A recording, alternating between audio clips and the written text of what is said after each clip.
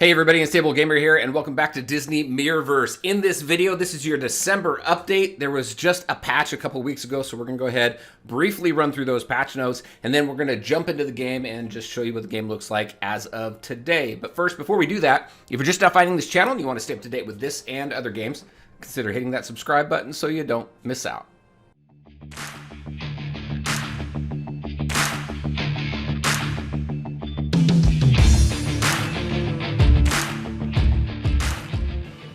All right, and welcome back. Just a quick reminder, all the links to my social media are in the description below, so definitely check that out. Disney Mirrorverse, this is the December update. We're going to continue with monthly updates on this game until it comes closer to launch.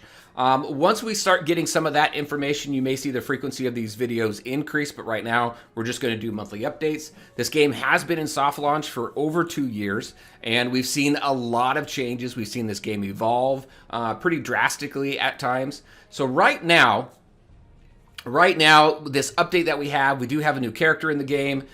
We've got some minor balances and things like that. So we're going to go ahead and take a look at that. And like I said, we're going to jump into the game and see what the game looks like as of right now. So right now, like I said, we have some balance updates for the Guardians right here. Some color change icons, things like that. So for the lure buff, lure in this game is a taunt. The buff icon text color has been changed from white to blue. Jack Sparrow's curses are now green. See a +1 text call out in order to indicate when mounting affliction activates. Special ability for Frank Wolf description has been updated to now indicate that dense foliage resists damage from ranged and support enemies. Frank, he is one of the newer Guardians in the game and he's pretty cool. I don't have him, well maybe I do. I think I have him now actually. I just don't have him built up. But he's a different kind of support because he can take the place of a tank. So as you're working through different battles in this game, the configurations of your team changes based on the battle. And I think that kind of helps with some of that. So that's pretty cool, especially when you go into a battle where it just requires support and you need a tanky support. That's what you're going to use. All right, so Frank Wolf, pretty cool. Maleficent here, fixed an issue where advanced talents were capped at 42.68%. Now that's going to scale appropriately from 10 to 50%. Mickey Mouse. Now, Mickey Mouse is a support in the game that was meant to have a power level that was significantly higher than other support characters in the game. However, they felt that the power gap was probably a little too much, so they did reduce the power level by about 10% for him. Other attributes didn't get affected. And then you have this mirror shield buff description was updated to indicate that the percentage of damage reflected is also negated from Mickey and other allies who have that magical shield mirror buff. All right, Minnie Mouse, she was stacking buffs without actually attacking her opponents. Now she gains those attack buffs when she hits her opponent. So that's a plus. You got Baymax and Eve, who's got some poison immunity added to their core abilities. And then you've got some changes coming to Dangerous Dungeons. This happened as of Friday, December 17th. Now, Dangerous Dungeons is a game mode that I feel has probably been needing the most attention because it got boring after a while. Now, I don't have any recent experience with Dangerous Dungeons, so I do need to get in there, see what these changes did to that game mode. Hopefully, it really helped because it did stall. It was getting a little stale. So, what did they do? We got some floor buffs. We got two different types of buffs in there. We got floor buffs. May appear on certain floors and are a mix of positive and negative effects. The more buffs and more debilitating combinations of buffs will appear on harder difficulties. So as you continue to venture through the Dangerous Dungeon, some of the effects are like granting invincibility when a special is used, applying defense down every few seconds, powering up fractured, things like that. Chest buffs are pretty cool. Now these are all beneficial for the player. If you earn more than one of a certain type of buff, the duration is going to get reset instead of stacking. So that's pretty cool. You can continue to keep that buff up. Effects include increasing Guardian attributes, harnessing the elemental power of the Titanborn, decreasing Guardian, special cooldowns, things like that as well. The amount of chests generated per floor has been increased as well. Fixed an issue where the current dungeon store tiered, so there's a graphical issue here. It wasn't centered on the screen. And then fixed an issue with the modes and fixed an issue with the next bonus run there. I'll leave a link in the description below if you really want to go in here and dive into each of these bullet points, because I am going through it pretty quickly. All right, so with the updates and improvements, just some various stuff, I won't go through all of these. One thing that I thought was pretty interesting was this right here. The control scheme for ranged heavy attacks has been updated. So players now aim by dragging in a direction from the held attack button. So you're holding that down, you drag in it and where you want it to go, instead of the left side of the screen as before. Timekeeper crystals now have a tooltip that shows the available rewards, which is cool. We didn't see that before, so that's a plus. Learn more about Guardian's ability status effects by clicking on the in-game terminology, which is really cool. Keywords and things like that, you click on it and you learn a little bit more about it. That really helps, especially when you're learning new characters and things like that. You don't have to take them through a bunch of test battles and things just to try and figure out what it is. Alliance missions have been updated to remove ways to earn points that are no longer relevant. So there were alliance missions in the game where you needed to, maybe like this gives an example where you're opening certain crystal types that are no longer in the game. So take those away because we don't need them because they're not in the game anymore. Selling rare, this was cool. Selling rare Epic Volume 1 and Epic Volume 2 books now give pages towards the next tier of books. So that was cool as well. Further improvements have been made to the tutorial. So a lot of cool stuff and changes being made to the game. It's cool to continually see the updates. They are keeping these updates coming out every single month, which is cool. And just to kind of see the evolution of the game. If you take and watch my very first video on this game, you can see just a drastic difference.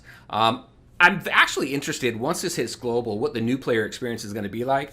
I'd be interested to start a fresh account when that hits global, just so we can kind of see what that looks like, because I'm sure it's changed quite a bit. All right, so let's go ahead. Let's jump into the game. I'll show you what the game looks like right now, and I'll show you the new character as well. All right, let's go.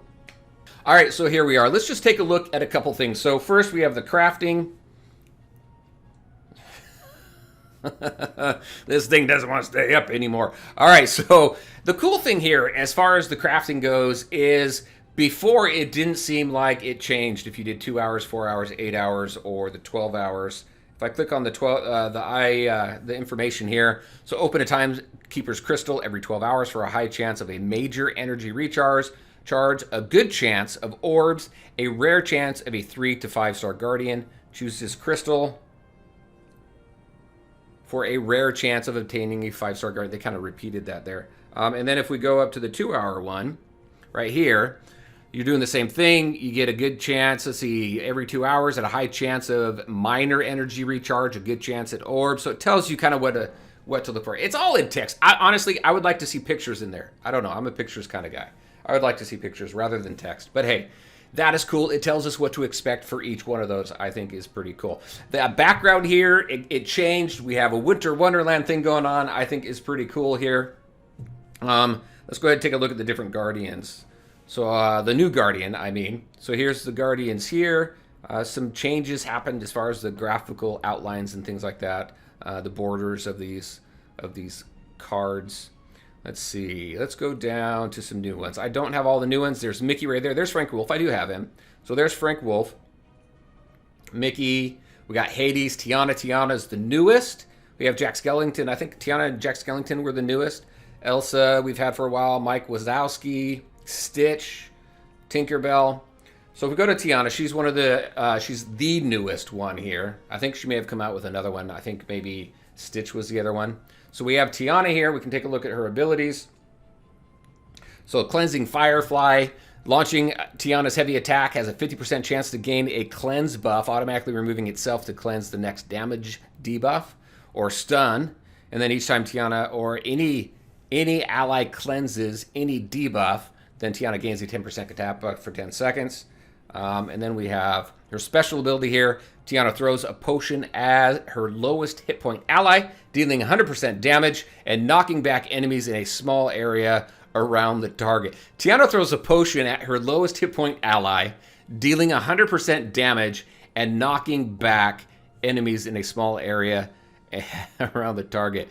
Tiana heals 10% hit point to all allies and grants 1 cleanse buff. That's interesting. I don't know what that meant. So just throws the potion at that ally, then heals them, and then does damage to everyone around them. Hopefully doesn't do damage to our ally. Actually, if we go ahead and click on this, damaging debuff. See, there we go. We can click on these keywords and we can see what it does. An effect that deals 2 ticks of damage per second to the target. And then we have her signature ability here. So signature abilities, these you unlock once you have them at, I think it's at 4-star, right? So Tiana's heavy attack has 25% chance to inflict a burn, which is cool. Deals 25% damage per second for 4 turns. Enemies hit with Tiana's special ability have a 50% chance to be inflicted with burn, dealing 75% damage per second for 4 seconds. And as you increase the level of this by getting duplicates, then obviously this is going to become more powerful. And you're going to see more damage, which is pretty cool. We have her talents here, her milestones, and her bio that we can take a look at as well.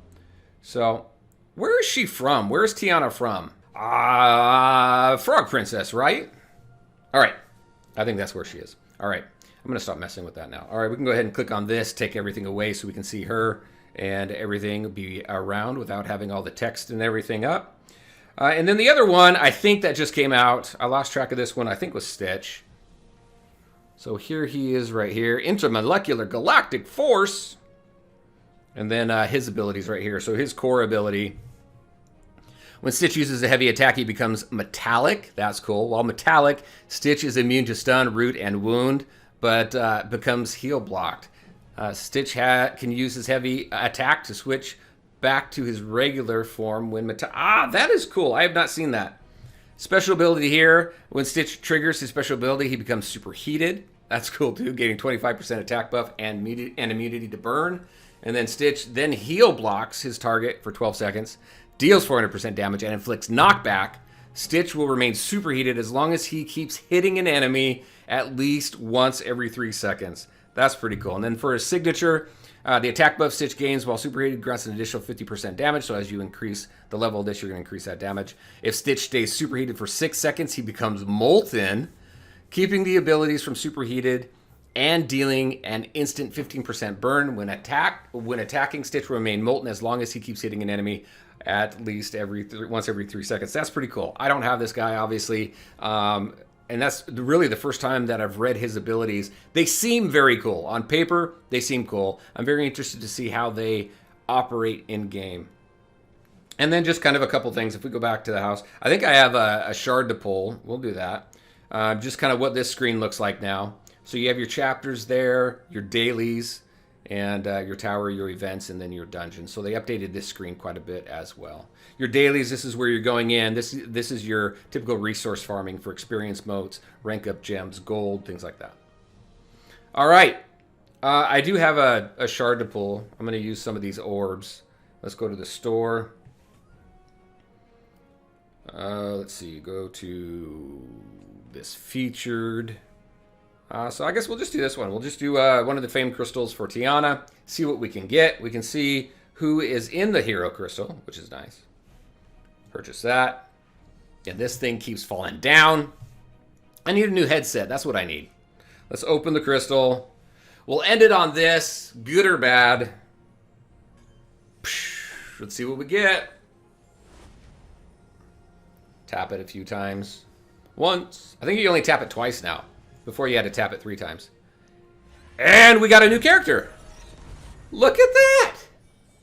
We got a 2-star.